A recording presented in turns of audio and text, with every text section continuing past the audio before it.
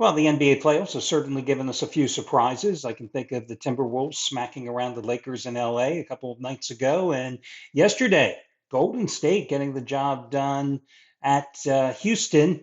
But all that mattered to me yesterday was really my best bet, the Oklahoma City Thunder, who I think just scored again in their 179-point win over Memphis. Hi, everyone. Al DeMarco here, General Manager, DeMarcoSports.com. So I had 2 out of 3, raised the bar, 29 best bets in the NBA this weekend, cashing in with the Heat at Atlanta on Friday, making an insanely stupid play on the Bucks Saturday, and then cashing in with the Thunder yesterday. Now, today, I think the best bet is actually in baseball. So that leads me to what will be your complimentary play today.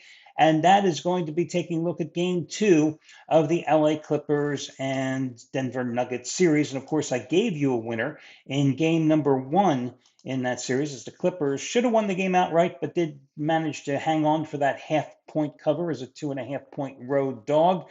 Now, in terms of the complimentary plays, still on a roll here, 46 and 17, the last 63 in all sports combined, including 26 of my last 35. Not bad.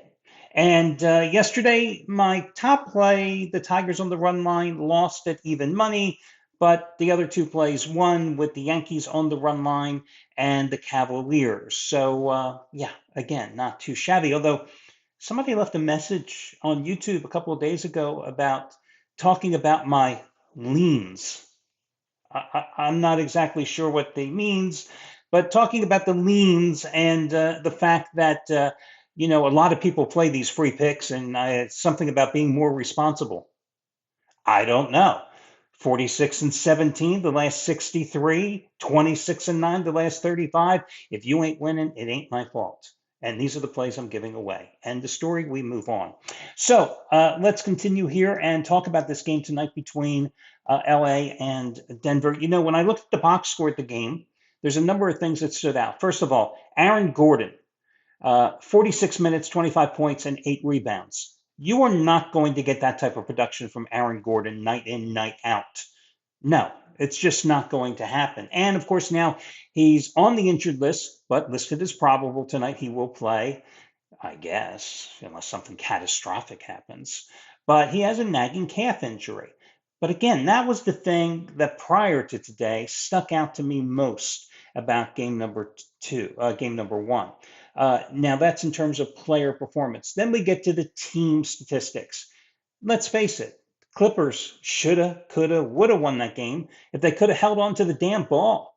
20 turnovers, 20 turnovers. What do you expect? It turned into 29 points for Denver. A Nuggets team that didn't shoot particularly well in that game because Clippers outshot them 50% to 43.6. They had a 4-point edge in the paint.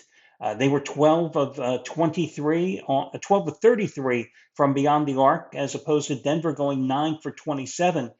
But when you commit 20 turnovers and your opponent only commits 11, and they have a huge plus in terms of the points off of turnovers differential, it ain't going to happen. And that's what happened to the Clippers. And you think about it, they got a tremendous game from James Harden, who turned back the clock with 32.6 rebounds, 11 assists, only 2 turnovers. But Kawhi Leonard, I'm looking at you because you had a problem there in game number 1 with 7 turnovers yourself, which kind of makes the 22 points and 6 rebounds you put up kind of makes them meaningless, if you know what I mean. But I do like the Clippers to rebound tonight. Now, they are anywhere from a 1 to 1.5 point favorite. I think that they still are in a very good position to steal home court advantage in the series. And as I told you, I think the Clippers at even money were the play in this series. So I'm going to ride them again because I'm expecting a little better production from a couple of their guards, as Norman Powell didn't play a good game. He had 4 turnovers and 12 points in 37 minutes. And then their 6th man, who is their alleged shooting guard, couldn't hit the broadside of the barn, and Bogdan Bogdanovic, who had 3 turnovers and went 0 for 5 from the field and was scoreless in 12 minutes off the bench. Now, The latter certainly has its defensive issues. But still, you got to get some type of better production from those two guys. So again, I'm going to go with them tonight, and that is going to be your play for today, guys. I wish you well, and talk to you again on Tuesday.